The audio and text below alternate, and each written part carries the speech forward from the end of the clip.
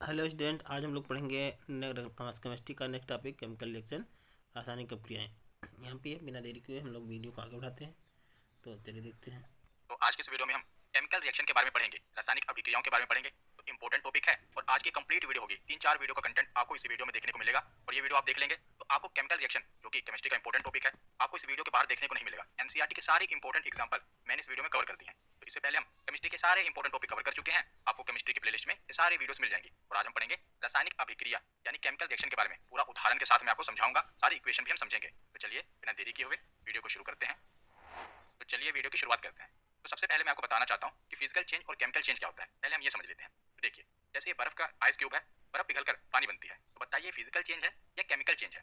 तो physical change क्या होता है? भौतिक परिवर्तन, यानी कि इसमें इंटरनली केमिकल रूप से कोई परिवर्तन नहीं आएगा। इसका जो एसेंस है उसमें कोई परिवर्तन देखने को नहीं मिलेगा, बस इसके आकार में भौतिक रूप से परिवर्तन देखने को मिलेगा। जैसे बर्फ को पिघलाकर अगर पानी बनता है तो पानी जो है, पानी क्या होगा, दोबारा बर्फ बन सकती है कि नहीं? क्यों बन सकती है? क्योंकि इसमें भौतिक परिवर्तन हुआ है, कोई केमिकल चेंज नहीं हुआ। अगर केमिकली ये चेंज होता ना तो दोबारा बर्फ नहीं बन पाता। जैसे बिस्कुट है, बिस्कुट को तोड़ दिया गया तो क्या है, ये भौतिक परिवर्तन है। अब यहाँ पर आप देखिए, लकड़ी को जब आग लगाई जाती है, ये जलकर राख बन जाती है या कोयला बन जाती है। तो बताइए ये कौन सा परिवर्तन हुआ? ये केमिकल परिवर्तन हुआ। अब कोयले को या राख को हम लकड़ी नहीं बना सकते, इंटरनली इसके मॉलिक्यूल परिवर्तन हुआ उसमें, तो इसको क्या कहेंगे? Chemical change. जैसे दूध से दही बनना, ये क्या है? केमिकल चेंज है या फिजिकल चेंज है? तो ये रासायनिक परिवर्तन है, भौतिक परिवर्तन नहीं है।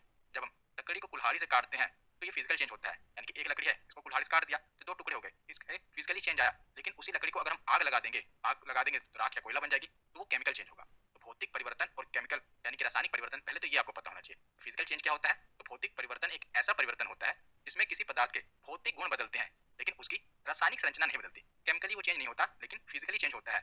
ऐसा परिवर्तन जिसे हम दोबारा प्राप्त कर सकते हैं उसे भौतिक परिवर्तन कहा जाता है। ये भी इंपॉर्टेंट है कि ऐसा परिवर्तन जो एक बार हो जाए लेकिन हम उसे दोबारा प्राप्त भी कर सकते हैं।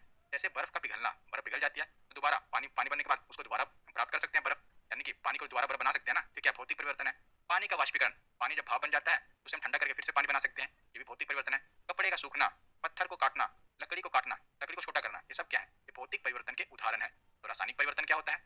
तो रासायनिक परिवर्तन एक ऐसी प्रक्रिया है जिसमें एक पदार्थ पूरी तरह से बदल जाता है और नया पदार्थ बन जाता है। इसमें मूल पदार्थ की जो रासायनिक संरचना होती है ना, वही बदल जाती है और ये परिवर्तन स्थायी होता है, अस्थायी परिवर्तन नहीं होता कि एक बार हमने चेंज कर लिया तो इसे हम दोबारा प्राप्त नहीं कर सकते, पहले जैसा नहीं हो सकता। इसी को रासायनिक परिवर्तन कहा जाता है। जैसे लोहे पर जंग लगना, लोहे पर जंग लग गया, अब जो जंग लगा हुआ लोहा है वो तो लग चुका है, उसे हम बचा सकते हैं आगे, लेकिन उसे पहले जैसा नहीं बना सकते। दूध से दही बनना, अब जब दूध से दही एक बार बन गई, अब दही से दूध नहीं बना सकते, ये क्या है? रासायनिक परिवर्तन है।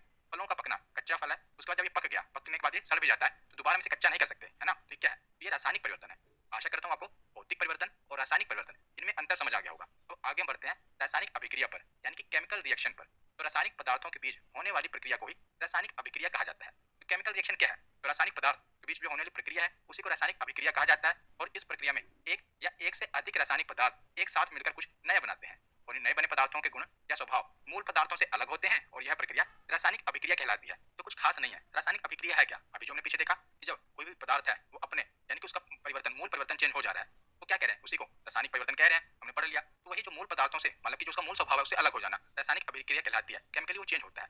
जैसे आप देखिए कि जो हाइड्रोजन और ऑक्सीजन गैस है, अगर इनका संयोग हो जाए, ये मिल जाए तो जल बन जाता है। कहाँ पर? ये देखिए, अगर हम हाइड्रोजन को अलग देखें और ऑक्सीजन को अलग देखें तो हमें लगेगा कि जल बनेगा, पर नहीं। लेकिन जब इनको एक रेशियो में मिला दिया जाता है तब वो नया उत्पाद बन जाता है, उनमें मूल स्वभाव से वो अलग हो जाता है। क्या बन जाता है? जल बन जाता है। तो इसी को हम कहते हैं कि रासायनिक अभिक्रिया, केमिकली रिएक्ट करके कोई नया पदार्थ बन जाना ही क्या है? केमिकल रिएक्शन कहलाता है। और एक बात याद रखिएगा कि जो दो पदार्थों से मिलकर कोई पदार्थ बनता है तो इसे अभिकारक कहेंगे। लेफ्ट साइड में जैसे हाइड्रोजन और ऑक्सीजन, इन्हें अभिकारक या रिएक्टेंट कहेंगे। जो रिएक्ट कर रहे हैं उन्हें रिएक्टेंट कहा जाता है, अभिकारक कहा जाता है। और ये जो तीर का निशान होता है इसका मतलब है कि इन दोनों के बीच अभिक्रिया हुई और इसके आगे जो होता है वो प्रोडक्ट होता है। अभिक्रिया करने के बाद प्रोडक्ट कौन सा बना, उत्पाद कौन सा बना, ये भी इंपॉर्टेंट है। रेलवे में पूछा जाता है कि जब केमिकली रिएक्शन होता है तो तीर के निशान के आगे सिरे की ओर क्या होता है? तो उत्पाद होता है। और तीर के निशान के पूंछ की ओर क्या होता है? तो वहां पर अभिकारक होता है। ये रेलवे में पूछा गया है। तो देखिए, अभिकारक, रिएक्टेंट, जो रिएक्ट करते हैं, अभिक्रिया, इनके बीच में रिएक्शन होता है और उसके बाद क्या बनता है? उत्पाद बनता है। तो यहाँ पर पहले क्या होंगे? अभिकारक होंगे, इनके बीच में क्या होगा?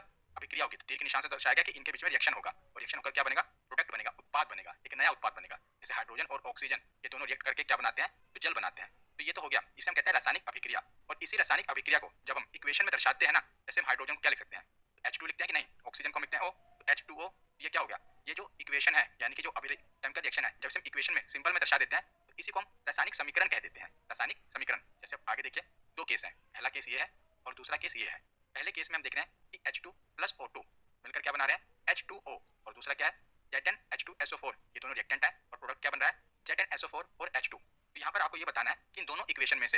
बैलेंस इक्वेशन कौन सी है और बैलेंस इक्वेशन कौन सी है। तो ये अनबैलेंस इक्वेशन है और ये बैलेंस इक्वेशन है। हमें एकदम बैलेंस इक्वेशन बनानी होती है। तो पता कैसे चलता है कि कोई इक्वेशन बैलेंस है या अनबैलेंस है। इक्वेशन आप समझ गए ना, जो केमिकल रिएक्शन हुआ है बस उसी को जब हम सिंबल के रूप में लिख देते हैं ना, उसी को हम इक्वेशन कह देते हैं। तो केमिकल रिएक्शन हमने पीछे देखा था, जैसे हाइड्रोजन और ऑक्सीजन का जब केमिकल रिएक्शन होता है तो प्रोडक्ट कौन सा बनता है, जल, यानी कि H2O बनता है। तो उसी को जब हम सिंबल के रूप में दर्शाते हैं तो उसी को हम इक्वेशन कह देते हैं। तो यहाँ पर दो केस है, एक केस है जो कि अनबैलेंस इक्वेशन है और जो दूसरा केस है ये बैलेंस इक्वेशन है। इन्हें बैलेंस करना आगे मैं आपको बताऊंगा वीडियो के। पहले पर आपको ये तो पता हो कि हमें पता कैसे चलेगा कि इक्वेशन बैलेंस है या अनबैलेंस है। इसको पता करने का तरीका क्या है, नीचे एक टेबल बना लो जल्दी से। पूरा को लाइन वगैरह मार के टेबल नहीं बनाना है, मैं बस आपको समझा रहा हूँ। बस आपको क्या करना है, देखना है कि कौन कौन से इसमें एटम है। जैसे हाइड्रोजन है और ऑक्सीजन, दो एलिमेंट है। तो आपको क्या करना है, सीधा दोनों एलिमेंट लिख लेने हैं, हाइड्रोजन और ऑक्सीजन, उसके बाद एरो मार लेने हैं ऐसे दो। मतलब एक यहाँ पर हमको कुछ लिखना है, यहाँ पर कुछ लिखना है। यहाँ पर हम देखिए जो लेफ्ट साइड में रिएक्टेंट है, ये रिएक्टेंट होते हैं ना, और राइट साइड में क्या होता है, प्रोडक्ट होता है। तो पहले हम जो रिएक्टेंट के एटम है वो देख लेंगे। देखिए जो H2 है, यानी कि लेफ्ट साइड में हाइड्रोजन के कितने एटम है, तो दो है, तो यहाँ पर दो लिख लिया। उसके बाद ऑक्सीजन के लेफ्ट साइड में कितने एटम है, तो ये भी दो है, तो यहाँ भी दो लिख लिया, जो कि लेफ्ट साइड का। और प्रोडक्ट में देखते हैं कि प्रोडक्ट में जो हाइड्रोजन है उसके कितने एटम है, तो ये भी दो है, और ऑक्सीजन के कितने एटम है, कोई नहीं लिखा, इसका मतलब एक है। यहाँ पर भी देखिए दर्शाया गया ना कि हाइड्रोजन के लेफ्ट साइड में जो रिएक्टेंट है वो दो एटम है, ये देखिए दो है, ये देखा दो लिखा है नीचे। और ऑक्सीजन में भी दो है, तो ऑक्सीजन में भी दो लिख दिया। और यहाँ पर जो उसका प्रोडक्ट है उसमें दो है, हाइड्रोजन के और ऑक्सीजन का एक है। तो आप ये देखेंगे कि जो हाइड्रोजन है लेफ्ट और राइट ये दोनों एटम तो बराबर हैं, लेकिन ऑक्सीजन का यहाँ पर दो है और जो प्रोडक्ट है उसमें एक है, ये दोनों बराबर होते हैं। अगर यहाँ पे दो होता ना तो हम कह देते हैं ये बैलेंस इक्वेशन है, लेकिन यहाँ पर दो नहीं है, है कितना यहाँ पर, अब चुप थोड़ा एक मिनट रुकिए, एक है। तो इसका मतलब क्या है, ये अनबैलेंस इक्वेशन है। हमेशा लेफ्ट साइड और राइट साइड में प्रोडक्ट बराबर होने चाहिए, मतलब उनके एटम बराबर होने चाहिए। और ये बराबर क्यों होने चाहिए, क्योंकि एंटोनी लेविशर ने एक नियम दिया था, law of conservation of mass, द्रव्यमान के संरक्षण का नियम। और ये क्या कहता है कि जो मास होता है, द्रव्यमान होता है, can neither be created nor be destroyed in a chemical reaction. जब भी केमिकल रिएक्शन होगा, रासायनिक अभिक्रिया होगी, उसमें जो द्रव्यमान है ना वो चेंज नहीं हो सकता। जैसे 2+3 अगर दोनों के द्रव्यमान है यहाँ पर लेफ्ट साइड में, तो जब केमिकल रिएक्शन होगा तो जो फाइनल प्रोडक्ट होगा उसमें 5 होगा। यानी कि अगर यहाँ पर दो रिएक्टेंट है, एक का जो एटम है उसमें दो एटम है, एक एलिमेंट में 3 एटम है, तो टोटल कितने एटम होंगे, 5, नंबर ऑफ एटम 5 हो गए। तो जो प्रोडक्ट बनेगा ना केमिकल रिएक्शन के बाद, उसमें भी 5 एटम होने चाहिए। कभी भी 4 एटम नहीं होंगे या 3 नहीं होंगे, हमेशा 5 ही होंगे। जितने लेफ्ट साइड एटम होंगे मिलाकर रिएक्शन होने के बाद भी राइट साइड उतने ही एटम होंगे। तो इसी को इसीलिए बैलेंस इक्वेशन कहते हैं। अगर बैलेंस इक्वेशन नहीं है तो हमें बैलेंस करनी पड़ती है। जैसे यहाँ पर देखिए Z2H2SO4, हम यहाँ पर देख रहे हैं, एक तो Z है वो हमने लिख लिया, फिर हाइड्रोजन हमने लिख लिया H, फिर S लिख लिया, सल्फर, फिर ऑक्सीजन O लिख लिया, इतना कुछ हमने लिख लिया। अब हम देखते हैं कि रिएक्टेंट में कितने एटम है। तो देखिए लेफ्ट साइड पहले देखते हैं, रिएक्टेंट में जिंक में कितने हैं, एक एटम हो गया। उसके बाद हाइड्रोजन में कितने हैं, यहाँ पर देखिए दो लिखे ना, H2, दो हो गया। S सल्फर में कितने हैं, तो सल्फर में कोई दिख नहीं रहा, तो एक हो गया। ऑक्सीजन में कितने लिखे हैं, तो 4 लिखे हैं, तो 4 हो गया। लेफ्ट साइड हमने देख लिया, रिएक्टेंट हमने देख लिया। अब राइट साइड प्रोडक्ट में देखते हैं। सबसे पहले जिंक में कितना है, एक एटम है, देखिए S यानी सल्फर में कितना है, तो सल्फर ये रहा, एक है। ऑक्सीजन में कितने हैं, 4 है। बचा कौन सा, हाइड्रोजन में कितने हैं, तो 2 है। अब यहाँ पर देखिए एक एक बराबर है, दो दो बराबर है, ये भी एक एक इसमें बराबर है, 4 4 बराबर है। तो इससे हम कहेंगे बैलेंस इक्वेशन। इस प्रकार आप टेबल बना लेंगे ना तो आसान हो जाएगा। वैसे भी अगर आप ऐसे पता लगा लेंगे तो अच्छी बात है, पर वो बात प्रैक्टिस से आएगी। जितनी प्रैक्टिस करेंगे तब आप प्रो लेवल पर पहुंचेंगे, लेकिन उससे पहले आपको इसी प्रकार टेबल बनाएंगे तो थोड़ा इजी रहेगा और कंफ्यूजन नहीं होगी। तो हम बैलेंस इक्वेशन और अनबैलेंस इक्वेशन का पता कर सकते हैं। तो हमें इक्वेशन को बैलेंस करना पड़ता है, मैंने आपको बता दिया बैलेंस क्यों करना पड़ता है, क्योंकि एंटोनी लेविशर भाई साहब ने कहा था। अब देखिए हम बैलेंस करना सीखते हैं, जो कि आपको +2 में या +1 में सिखाया जाता है, लेकिन यहाँ पर भी मैं आपको सिखाता हूँ कि केमिकल इक्वेशन को बैलेंस कैसे किया जाता है। वैसे तो देखिए इसका कोई रूल नहीं होता, कोई मतलब हार्ड एंड फास्ट रूल नहीं है, ये हिट एंड ट्रायल मेथड होता है कि हम ट्राई करके बनाते हैं। लेकिन जो बेसिक चीज है वो मैं आपको समझा देता हूँ कि आपको ध्यान क्या रखना है इसको करने के लिए। जैसे देखिए H2 + O2, ठीक है, और यहाँ पर दिया गया H2O, तो ये क्या बैलेंस इक्वेशन है। यहाँ पर देखिए कैसे पहले पता करते हैं, हम लिख कर ही मैं आपको बता देता हूँ। इसमें क्या है, एक हाइड्रोजन है और एक ऑक्सीजन है, ठीक है। तो हम पहले रिएक्टेंट में देखते हैं कितने एटम है, तो हाइड्रोजन के 2 एटम है, हमने 2 लिख लिए। ऑक्सीजन के भी 2 एटम है, हमने 2 लिख लिए। अब राइट साइड प्रोडक्ट में आते हैं, प्रोडक्ट में हाइड्रोजन कितने एटम है, 2, हमने 2 लिख लिए। ऑक्सीजन में कितने हैं, कुछ नहीं, मतलब 1 होता है, हमने 1 लिख लिया। अब बताइए ये बैलेंस इक्वेशन है। तो देखिए हाइड्रोजन तो बैलेंस है लेकिन ऑक्सीजन तो बैलेंस नहीं है, तो हमें क्या करना पड़ेगा, तो बैलेंस करना पड़ेगा। और बैलेंस करने के लिए एक ही रूल आपको याद रखना है कि जो भी चीज हमें दी हुई है ना उसमें कोई छेड़छाड़ नहीं करना।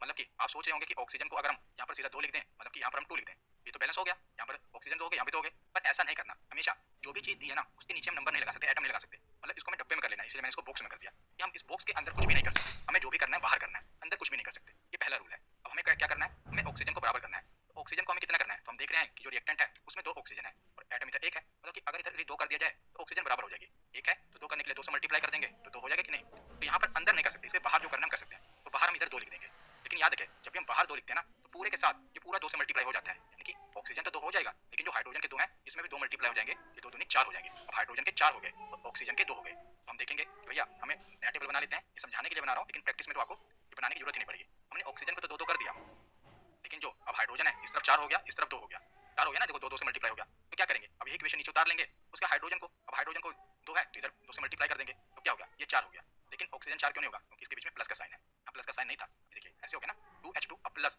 ये अलग है और ये ऑक्सीजन अलग है। यहाँ पर क्या था, 2H2O ये साथ एक साथ है, प्लस का साइन बीच में नहीं है जो इनको अलग कर दे। यहाँ प्लस का साइन ने इन दोनों को अलग कर दिया, ये तो 2 से मल्टीप्लाई होगा, ये नहीं होगा क्योंकि बीच में प्लस आ गया। ऐसे बैलेंस इक्वेशन की जाती है। हमें जो भी दिया है उसको चेंज नहीं करना, हम उसके बाहर ही परिवर्तन कर सकते हैं। अगर हमें एटम बढ़ाने हैं तो बाहर की तरफ बढ़ाएंगे, अंदर नहीं मल्टीप्लाई कर सकते। बस ये याद आपको रखना है, और याद रखना है ये भी। और दूसरा आपको ये याद रखना है कि हम पहले एक एक करके बराबर करना है। एक और मैं आपको सोल्व करा के बताता हूँ, अब आपको थोड़ा और आइडिया होगा। देखिए ये मैंने सब एनसीईआरटी से एग्जांपल उठाई हैं, जो भी परीक्षा होती है ना उसमें एनसीईआरटी की एग्जांपल हूबहू पूछ ली जाती है। आगे मैं आपको जितने भी मतलब अभिक्रियाएं होंगी आगे हम पढ़ेंगे, अभिक्रियाओं के प्रकार सारी सिर्फ मैंने एनसीईआरटी से उठाई हैं। बस आपको उतना ही पढ़ना है, उसके बाहर आपको नहीं पढ़ना। ये चैप्टर वैसे आप देखेंगे तो काफी डिफिकल्ट लगता है लोगों को, पर बहुत ही आसान है। देखिए सबसे पहले आप देखिए Fe यानी कि आयरन H2O, यहाँ पर उसके साथ ये क्या होगा, रिएक्टेंट हो गया।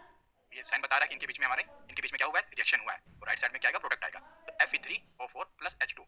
सबसे पहले तो आपको ये पता होना चाहिए कि बताइए ये बैलेंस है या अनबैलेंस है। कैसे पता लगेगा, यहाँ पर दिया क्या क्या क्या है, तो आयरन Fe, उसके बाद हाइड्रोजन और उसके साथ ऑक्सीजन, तीन चीजें दी हैं। अब इनके बीच में मतलब उसको डिवाइड कर दो। तो सबसे पहले देखिए तो लेफ्ट साइड है, यहाँ पर से उठाते हैं हम। ये जो आयरन है कितने एटम है, एक, तो एक लिख लो। हाइड्रोजन में कितने बताइए, यहाँ पर देखिए दो है ना, दो लिख लो। ऑक्सीजन में कितने हैं, ऑक्सीजन में एक है, तो 1 2 1 हो गया। प्रोडक्ट पे आते हैं, तो जो आयरन है कितना प्रोडक्ट है, इसके एटम 3 है।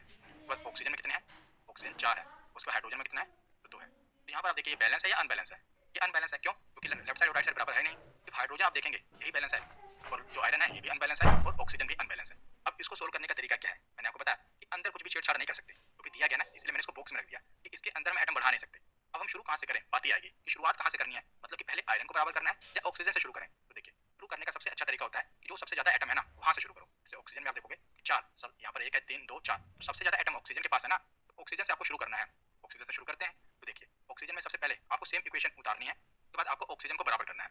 तो ऑक्सीजन है कहाँ पर, यहाँ पर आप देखेंगे ऑक्सीजन राइट साइड में 4 है, और लेफ्ट साइड में ये नहीं कि आपको राइट साइड से शुरू करना है। आपको सबसे पहले देख लेना कि एटम ज्यादा कहाँ पर है, तो 4। आप देखेंगे प्रोडक्ट में जो ऑक्सीजन है के पास 4 एटम है, लेकिन जो रिएक्टेंट है यहाँ पर जो ऑक्सीजन है के पास तो एक ही है। तो 4 करने के लिए क्या करना पड़ेगा, 4 से मल्टीप्लाई करना पड़ेगा, आसान सी बात है। तो 4 से मल्टीप्लाई करना है, तो क्या यहाँ पर 4 करेंगे, नहीं, क्यों नहीं करेंगे। मैंने आपको बताया कि जो बॉक्स है इसके अंदर कुछ नहीं करना। ये बॉक्स बना नहीं होता, ये मैंने आपके लिए बनाया ताकि आपको पता लगे कि बॉक्स के अंदर कुछ नहीं होगा, अब इसके बाहर करना है। तो 4 से मल्टीप्लाई कर देंगे। अब जो ऑक्सीजन है वो 4 से मल्टीप्लाई हो जाएगा, लेकिन इसके साथ जो हाइड्रोजन है ये भी तो 2 थे, ये भी तो 4 से मल्टीप्लाई हो जाएगा, कोई बात नहीं, आगे इसको भी बढ़ा देंगे। अब सेम इक्वेशन आप उतारिए, ये वाली Fe हमने 4 से मल्टीप्लाई कर दिया, 4 H2O आ गया। अब यहाँ पर आइए, तो पहले हमने किसको बराबर कर लिया, तो ऑक्सीजन हमने 4 4 कर लिया, ऑक्सीजन 4 4 कर लिया।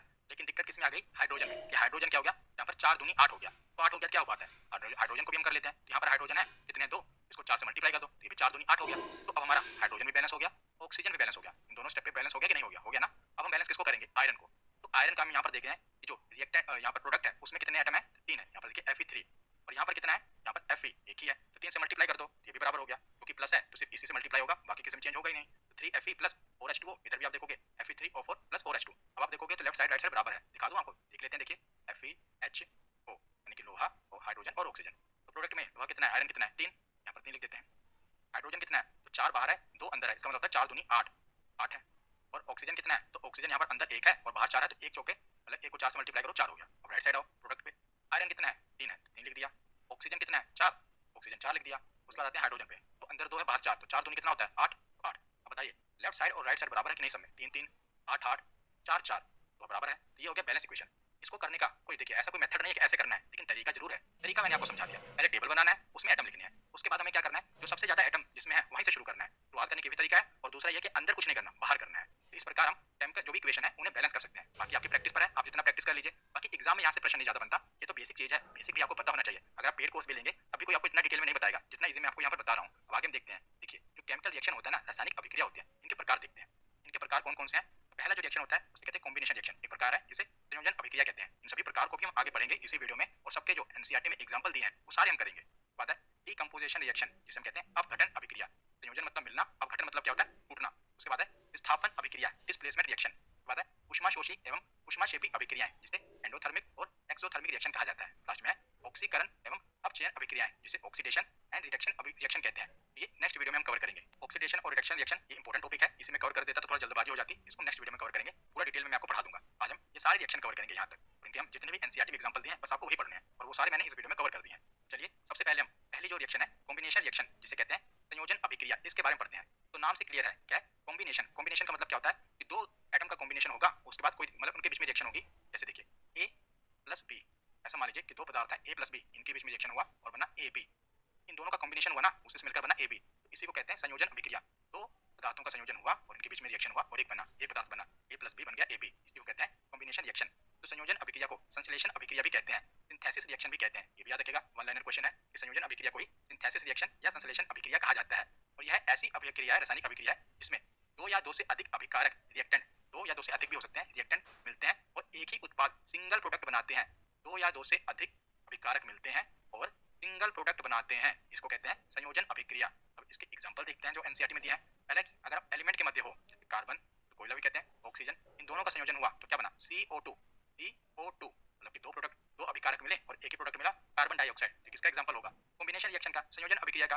देखिए यौगिकों के मध्य देखा जाए, अगर हम कंपाउंड के मध्य देखें तो कैल्शियम ऑक्साइड CaO और H2O जल, दोनों कंपाउंड है ना ये, तो दोनों CaO क्या होता है? जो बिना बुझा हुआ चूना होता है, अनबुझा चूना, उसी को कैल्शियम ऑक्साइड कहते हैं, और जल, इनका आपस में रिएक्शन हुआ तो क्या बना? कैल्शियम हाइड्रोक्साइड, बुझा हुआ चूना, CaOH2O, OH2 मतलब हाइड्रोक्साइड, तो कैल्शियम हाइड्रोक्साइड बना। ये क्या है? यौगिकों के मध्य क्या हुआ? अभिकारकों के मध्य ये दोनों अभिकारक मिलकर एक प्रोडक्ट बना रहे हैं, कैल्शियम हाइड्रोक्साइड। अगर तत्व और यौगिक के मध्य देखें 2CO कार्बन मोनोऑक्साइड और ऑक्सीजन मिलकर क्या बना रहे हैं? Carbon dioxide. तो जब भी दो अभिकारक या दो से ज्यादा अभिकारक मिलकर एक प्रोडक्ट बनाए तो उसी को क्या कहा जाएगा? उसी को संयोजन अभिक्रिया कहा जाएगा। अब आगे देखते हैं अपघटन अभिक्रिया। तो अपघटन अभिक्रिया क्या होती है? जैसे देखिए कॉम्बिनेशन रिएक्शन जो था संयोजन अभिक्रिया में क्या था? A प्लस बी मिलकर क्या बनाएगा? AB। यहाँ पर क्या होगा? जो AB है ना, ये टूटेगा और A प्लस बी में टूट जाएगा। यहाँ पर क्या होगा? वियोजन होगा, अपघटन होगा। वहाँ संयोजन हो रहा था, ये दोनों मिल रहे थे, यहाँ अलग हो रहे हैं।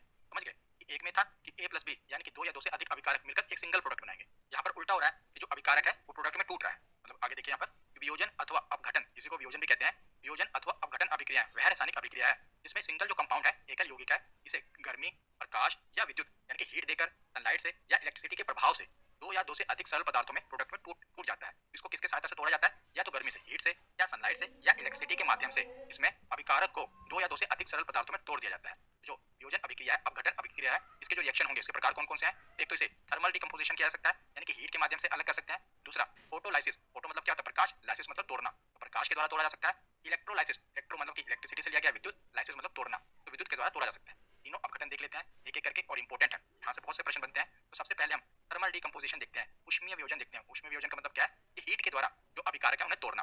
तो वह रासायनिक अभिक्रिया जिसमें किसी एकल यौगिक यानी कि सिंगल कंपाउंड को ऊष्मा प्रदान करके, गर्म करके दो अथवा दो से अधिक पदार्थों में अपघटित किया जाता है, उसे ऊष्मीय वियोजन कहा जाता है।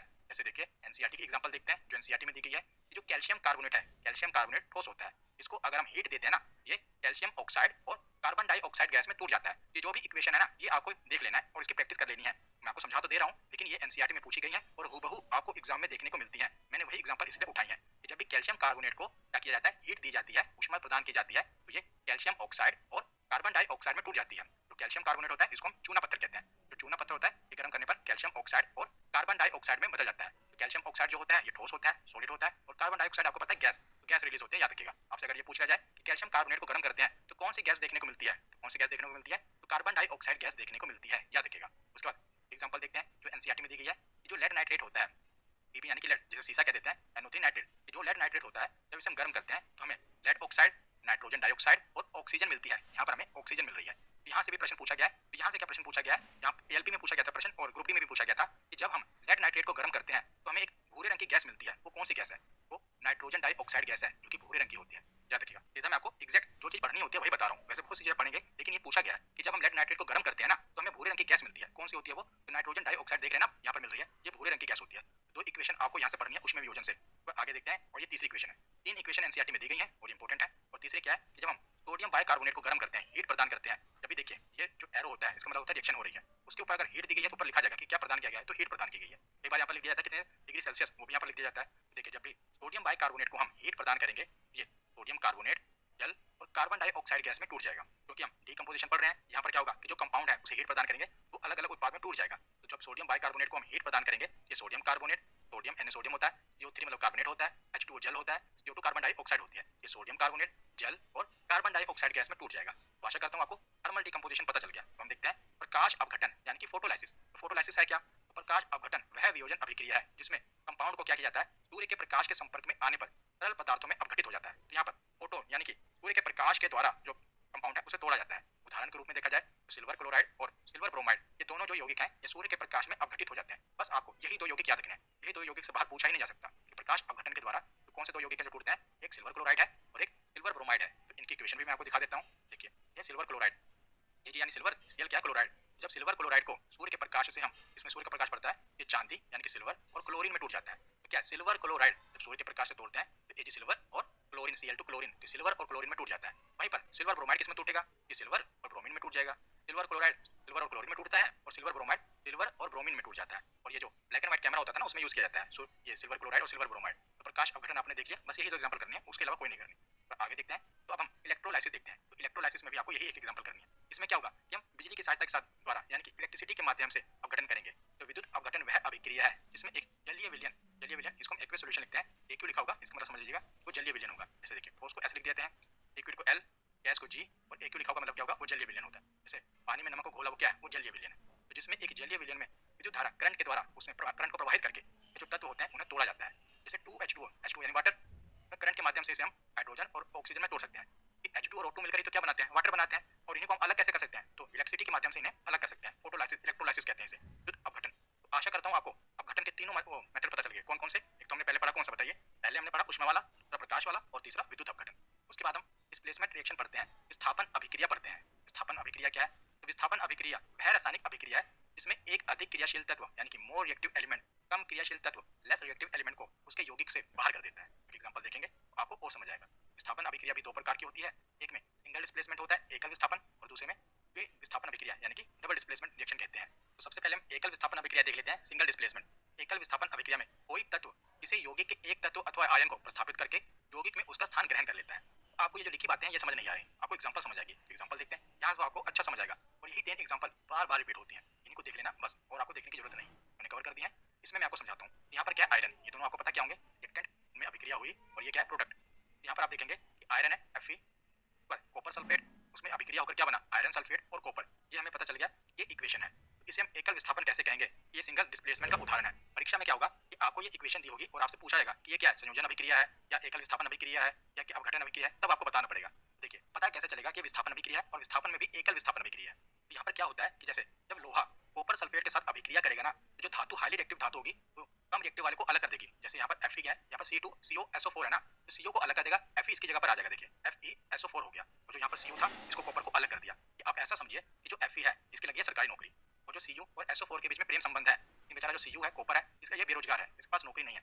शादियों का समय चल रहा है, शादी होगी तो आपको पता है कि जो सरकारी नौकरी वाला लड़का होगा वो बेरोजगार को बाहर कर देगा। और देखिए Fe क्या होगा? SO4 के साथ आ गया, और जो बेचारा कॉपर था ये अलग हो गया, बेरोजगार लड़के को अलग कर दिया गया। तो इसे कहेंगे एकल विस्थापन अभिक्रिया। जब भी यहाँ पर आप देखें एक ही विस्थापन हुआ है, और जो द्विविस्थापन में क्या होगा? वहाँ पर 2 एलिमेंट का विस्थापन होगा। आप अगले एग्जांपल से देखिए, यहाँ पर जिंक, यहाँ पर CuSO4। अब आप देखेंगे कि जब जिंक कॉपर सल्फेट के साथ मिलेगा तो आपको पता है क्या करना पड़ेगा? जो कॉपर है इसकी जगह पर क्या आ जाएगा? जिंक। तो देखिए Zn SO4, और जो बेचारा बेरोजगार है कॉपर, इसको बाहर कर दिया। तीसरी एग्जांपल देखिए, जैसे लेड, और यहाँ पर है कॉपर क्लोराइड। जब इनके बीच में केमिकल रिएक्शन हुआ तो जो लेड है किसकी जगह पर आ जाएगा? ये कॉपर की जगह पर आ जाएगा। यहाँ पर आप देखिए, और कॉपर बाहर हो गया।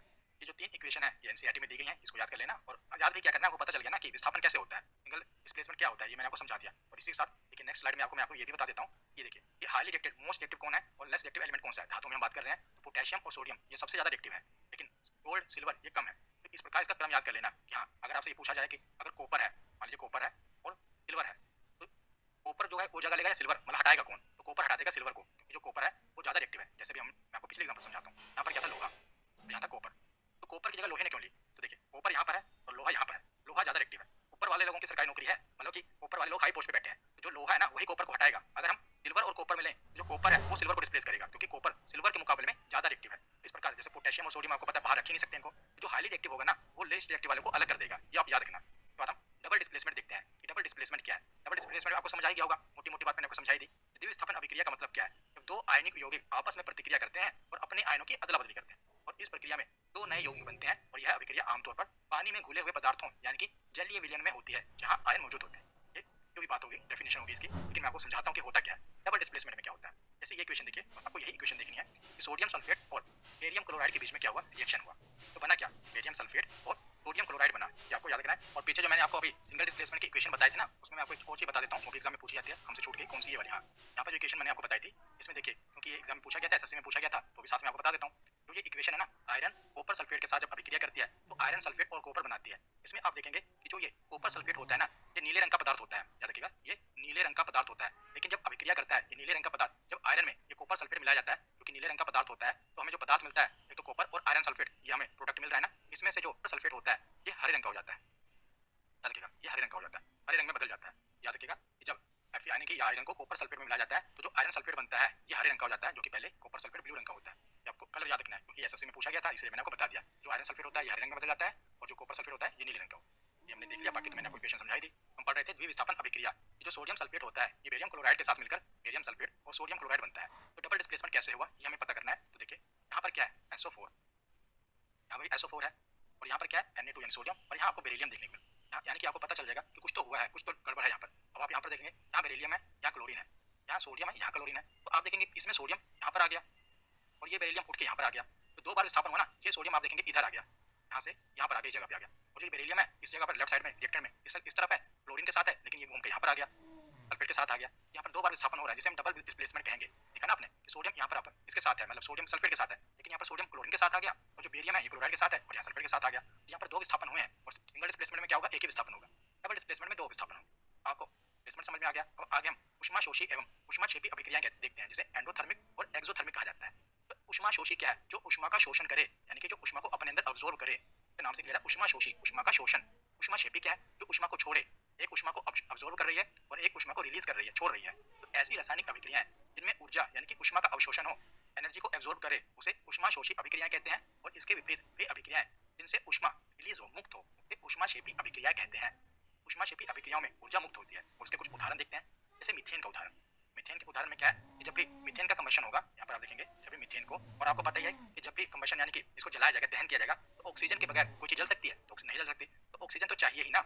यहाँ पर देखिए मीथेन को जब ऑक्सीजन के साथ मतलब कि इसको जलाया जा रहा है, जो प्रोडक्ट बनेगा आप देखेंगे कि कार्बन डाइऑक्साइड गैस निकलेगी, हाइड्रोजन निकलेगा और साथ में उष्मा रिलीज होगी। यहाँ पर आप देख रहे हैं हीट रिलीज होगी। तो जब भी हीट रिलीज होगी तो किसका एग्जांपल होगा, तो ये उष्माक्षेपी अभिक्रियाओं का यानी कि एक्सोथर्मिक का एग्जांपल होगा। यहाँ पर हीट रिलीज हो रही है, तो जब भी हीट रिलीज होगी ये एक्सोथर्मिक का एग्जांपल होगा। जैसे हाइड्रोजन का दहन देखिए, जब हाइड्रोजन का दहन किया जाएगा ऑक्सीजन की सहायता से, आपको पता ही है, तब 2H2O और साथ में उष्मा रिलीज होगी, हीट रिलीज होगी।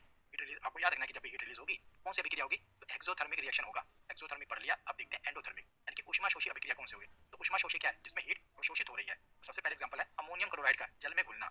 जब अमोनियम क्लोराइड को पानी में घोला जाता है तो उष्मा अवशोषित होती है, उष्मा का अवशोषण होता है। तो देखिए जब अमोनियम क्लोराइड को पानी में घोला जाता है NH4 क्लोरीन, क्या होता है, उष्मा का अवशोषण होता है, उष्मा अवशोषित होती है। जैसे बर्फ का पिघलना, बर्फ का द्रव रूप में बदलना एक उष्माशोषी अभिक्रिया है। ये गर्मी अवशोषित होती है, बर्फ है, बर्फ को पिघलाया जा रहा है, तो जाहिर सी बात है ना उष्मा का अवशोषण करेगी, इसको गर्मी मिलेगी तभी तो पिघलेगी, नहीं तो बर्फ पिघलेगी क्यों। ये किसका एग्जांपल होगी, ये उष्मा का। यहाँ पर देखिए जो H2O, इसको जब ये सॉलिड अवस्था में है यानी बर्फ है, तो जब हीट मिलेगी तभी तो ये पानी बनेगी, H2O बनेगी, लिक्विड बनेगी।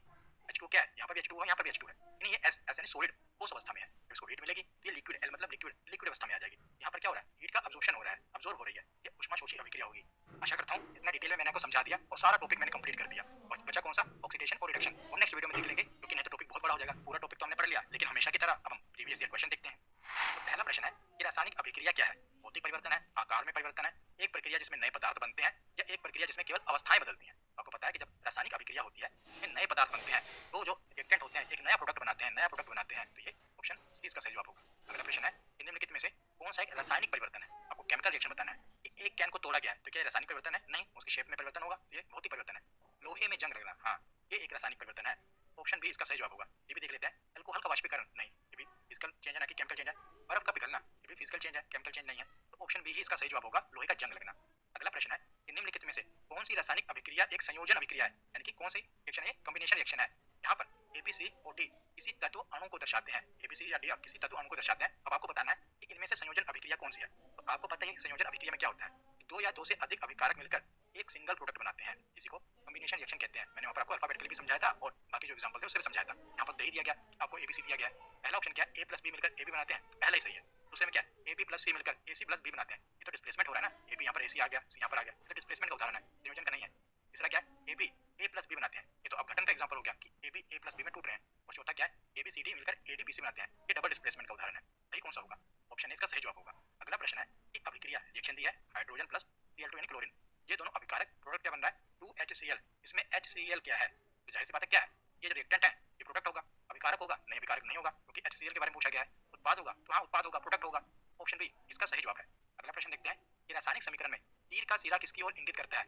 जैसे यहाँ पर मान लीजिए केमिकल रिएक्शन हुआ, ये तीर का निशान होता है, ये प्रोडक्ट होता है, जो ये सिरा है, ये सिरा किसे बता रहा है, किसको इंगित कर रहा है, यानी किसे दर्शा रहा है, तो ये प्रोडक्ट को दर्शा रहा है। यहाँ पर सही जवाब क्या होगा, अभिक्रिया की स्थिति, विलायक, उत्पाद, तो उत्पाद, ऑप्शन सी इसका सही जवाब है। अगर पूछ लिया जाए कि जो तीर की पूंछ है ये किसे दर्शाती है, ये अभिकारक को दर्शाती है, तीर का सिरा पूछा है।